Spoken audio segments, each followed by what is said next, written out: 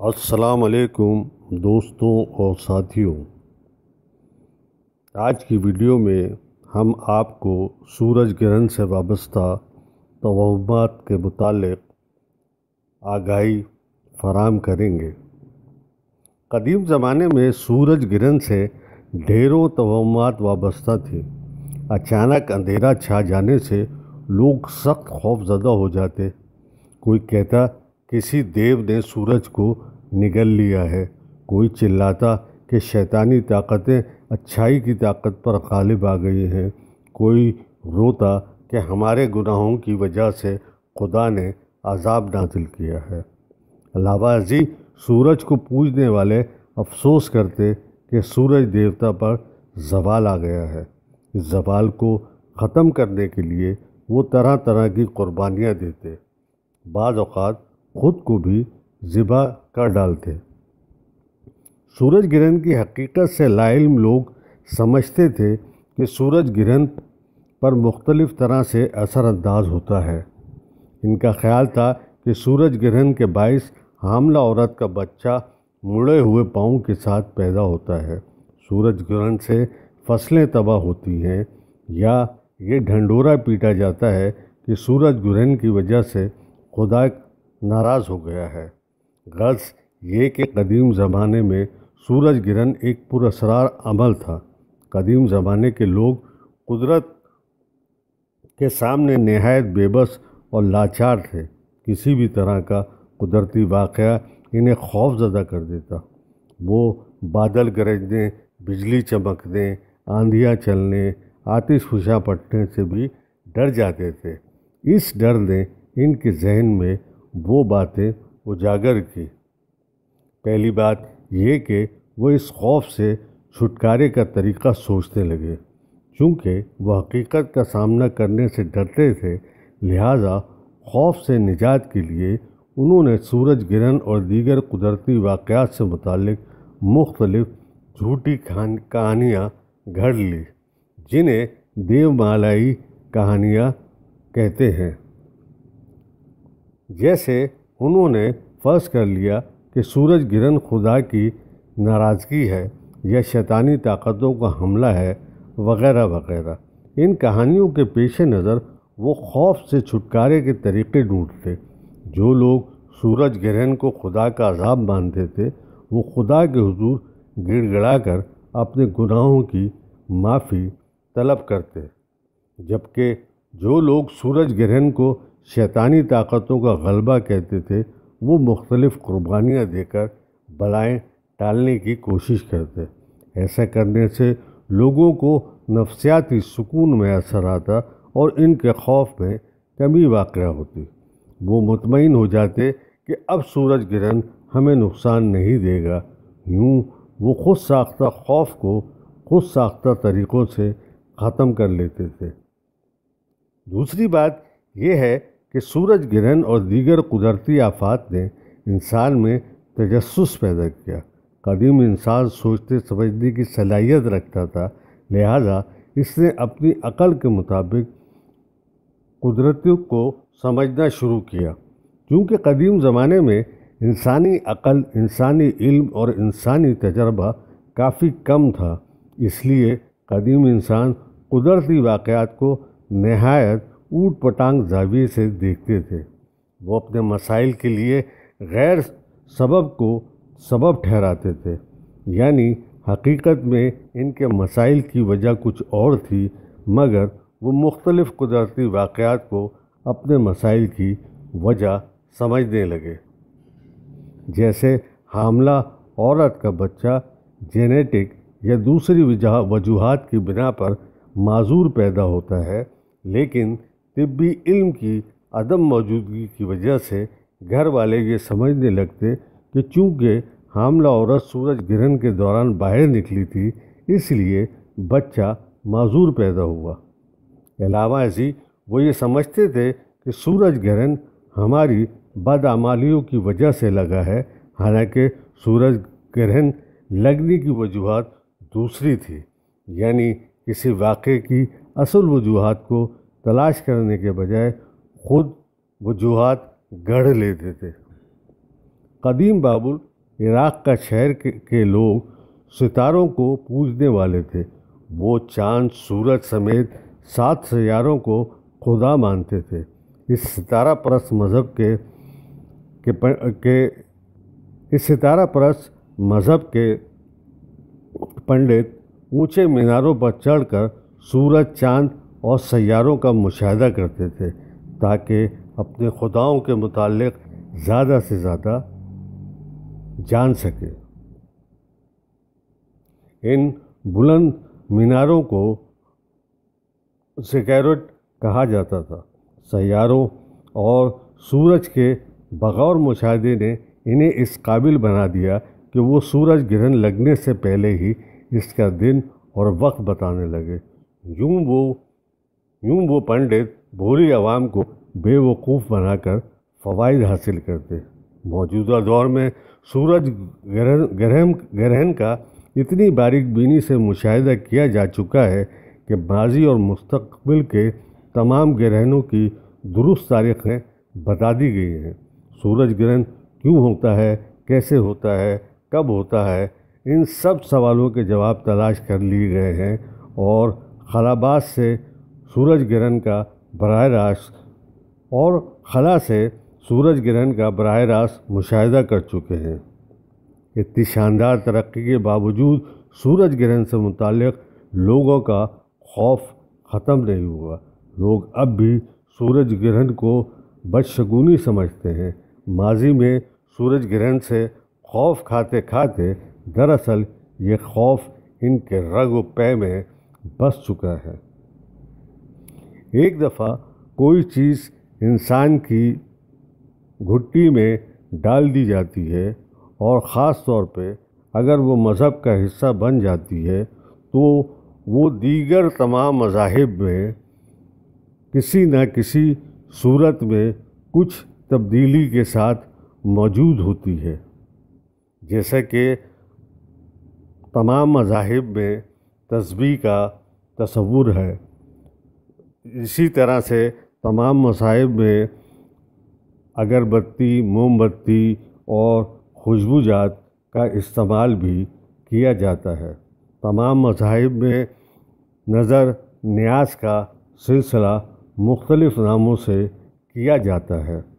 یہ چیزیں ابتدائی قدیم مذاہب میں موجود تھی اور یہ اپنی شکل بدل کر دنیا کے موجودہ مذاہب میں بھی موجود ہیں۔ پاکستان کی بات کی جائے تو دریائے سندھ اور کراچی سمندر کے گرد لوگوں نے اپنے معذور بچوں کو یہ سوچ کر ریت میں آدھا دفنایا کہ سورج گرہن لگنے پر ان کی معذوری جاتی رہے گی۔ کچھ لوگ کہتے ہیں کہ فلاں بندے کی والدہ جب حاملہ تھی تو انہوں نے دوران سورج گرہن چھری سے کھیرا کاٹا، بعد ازاں بچہ پیدا ہوا تو اس کی کمر پر کٹ کا نشان تھا۔ فلاں بندے کی والدہ سورج گرہن کے وقت سوئی سے کپڑے سلائی کر رہی تھی، بعد ازاں بچہ پیدا ہوا تو اس کے کان میں چھید تھا۔ اس طرح کے سینکڑوں واقعات زبان زدے عام ہیں۔ موجودہ دور کے لوگوں کا اس طرح کا طرز فکر قدیم انسانوں جیسا ہے، یعنی اپنے مسائل کے لیے غیر سبب کو سبب ٹھہرانا، اور جس کی وجہ جیسے کہ ہم نے بتائی کہ مذاہب کے رسوم و رواج ہر مذہب میں موجود ہیں، اپنی اپنی تھوڑی سی شکلیں بدل کر۔ خوف ایسی شے ہے جو انسان کو الٹا سیدھا سوچنے پر مجبور کر دیتا ہے۔ اگر کسی شخص کو بچپن میں ذہن نشین کرایا جائے کہ سورج گرہن کا حاملہ عورت پر منفی اثر ہوتا ہے یا سورج گرہن انسانی معاملات پر اثر انداز ہوتا ہے تو وقت کے ساتھ ساتھ یہ خوف اس کے دماغ میں پختہ ہو جاتا ہے اور بڑے ہو کر وہ شخص طرح طرح کے وہم کا شکار ہو چکا ہوتا ہے۔ ایسا شخص سورج گرہن لگنے کے بعد مختلف معاملات کو دیکھتا ہے اور اگر اسے کوئی خرابی نظر آئے تو اس کا سورج گرہن سے تعلق ڈھونڈنے لگتا ہے، اور یہ معاملہ تو ہمارے اندر پیدائش کا ہمارے بزرگوں سے ہم میں منتقل ہوتا چلا آیا ہے اس وقت سے جس وقت موجودہ مذاہب موجود نہ تھے، اور یہ نظریے یا یہ توہمات قدیم مذاہب میں بھی موجود تھی۔ یہ اسی سلسلے کی کڑی ہے۔ دلچسپ بات یہ ہے کہ اس کا وہم کوئی نہ کوئی تعلق ضرور سامنے لے آتا ہے۔ اس کا وہم اسے مجبور کرتا ہے کہ وہ ہر خرابی کا تعلق کسی نہ کسی طرح سورج گرہن سے جوڑے۔ جیسے قدیم زمانے میں کسی شخص کو بتایا جاتا کہ تم پر کالا جادو کرایا گیا ہے، تو وہ شخص اگلے کچھ دنوں میں خوف کے مارے ہی گھل گھل کر مر جاتا، کیونکہ یہ بات اس کے ذہن میں بٹھا دی گئی تھی کہ کالا جادو انسان کو مار دیتا ہے۔ وہ شخص جس کو بچپن میں سورج گرہن سے متعلق ہر قسم کی توہمات سے لا علم رکھا جائے، وہ بچے بڑے ہو کر سورج گرہن کے بارے میں کسی وہم اور خوف کا شکار نہیں ہوگا۔ توہم پرستی کے متعلق سب سے عجیب و غریب بات یہ ہے کہ توہم پرستی کی توہمات سچی ہونے لگتی ہیں۔ ایسا دراصل اس لیے ہوتا ہے کہ توہم پرست شدید خوف کے زیر اثر آ جاتا ہے۔ جو لوگ سمجھتے ہیں کہ کالی بلی راستہ کاٹ دے تو بری آفت آنے کا خطرہ ہے، اگر ایسے لوگوں کے سامنے سے کالی بلی گزر جائے تو واقعی ان کا دن خراب گزرتا ہے اور کوئی نہ کوئی نقصان ہو جاتا ہے۔ اس کی وجہ یہ ہے کہ وہ کالی بلی اور متوقع نقصان کے بارے میں اتنا منفی سوچنے لگتا ہے کہ ان کا دن خراب گزرتا ہے۔ اس خرابی کو بلی کی خراب قسمت سے تعبیر کرتا ہے۔ علاوہ ازیں وہ بلی کے گزرنے پر اتنا پریشان ہو جاتے ہیں کہ پریشانی کے عالم میں کوئی نہ کوئی غلطی کر بیٹھتے ہیں۔ اس سب کی پشت پر در حقیقت ان کا وہم کار فرما ہوتا ہے۔ یہی معاملہ سورج گرہن سے منسلک توہمات کا ہے۔ سوچنا انسانی فطرت ہے۔ ہر انسان ہر وقت کچھ نہ کچھ سوچتا رہتا ہے۔ واقعات کا مشاہدہ کر کے ان سے نتیجہ نکالنا انسان کی عادت ہے۔ اگر کوئی واقعہ اسے متاثر کرے تو علم کی کمی کے باوجود انسان اس سے متعلق سوچتا ہے۔ علم کم ہونے کی صورت میں آدمی کسی معاملے کی تفہیم کرے تو وہ تفہیم نہایت غلط ہوتی ہے۔ مثال کے طور پہ معاشرے کے زیادہ تر افراد سورج گرہن کی سائنسی وجوہات سے لا علم ہیں، مگر اس کے باوجود سورج گرہن پر سوچتے اور بحث کرتے ہیں۔ چونکہ ان کی معلومات ناقص ہوتی ہے اور سائنس سے ان کا سوتنوں والا بیر ہے، اس لیے سورج گرہن سے متعلق حقیقی پہلو جاننے کے بجائے سورج گرہن اور کمر پر نشان کو آپس میں جوڑتے رہتے ہیں۔ موجودہ دور میں سائنس اتنی ترقی کر چکی ہے کہ لگ بھگ ضرورت کے ہر معاملے کی درست تفہیم کرنے کے قابل ہے۔ سائنس نے ہمارے مشاہدے میں آنے والے تقریباً ہر واقعے کی اصل وجوہات کا پتہ لگا لیا ہے۔ فی الوقت کسی کی بھینس دودھ نہیں دیتی تو اس کی وجہ سورج گرہن نہیں ہے۔ اب اگر کسی کا بچہ معذور پیدا ہوتا ہے تو اس کی وجہ سورج گرہن میں ماں کا باہر نکلنا نہیں ہے، بلکہ اس مسئلے کی پشت پر ٹھوس طبی وجوہات موجود ہیں۔ جو لوگ یہ سمجھتے ہیں کہ سورج گرہن میں ماں کے باہر نکلنے سے بچہ اس لیے معذور پیدا ہوتا ہے کہ اس وقت سورج سے مختلف نقصان دہ شعاعیں خارج ہوتی ہیں، ان کے لیے عرض ہے کہ سورج گرہن محض اس لیے لگتا ہے کہ سورج اور زمین کے درمیان چاند آ جاتا ہے۔ اس سارے عمل کے دوران سورج ویسا ہی رہتا ہے جیسا پہلے تھا۔ سورج کو دوران گرہن کوئی فرق نہیں پڑتا۔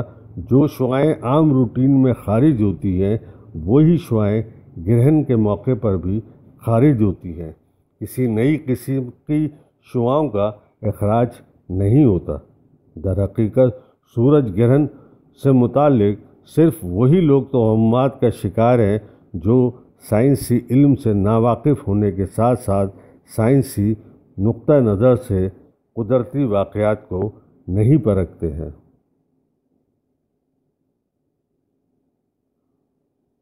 مذہب اسلام کے اندر بھی توہمات سے دور رہنے کے لیے کہا گیا ہے۔ اسی لیے سورج گرہن کے متعلق مسلمانوں میں بھی کئی قسم کی توہمات پائی جاتی ہیں، لیکن سب کی سب غلط ہیں اور ان میں سے کوئی بھی درست نہیں ہے۔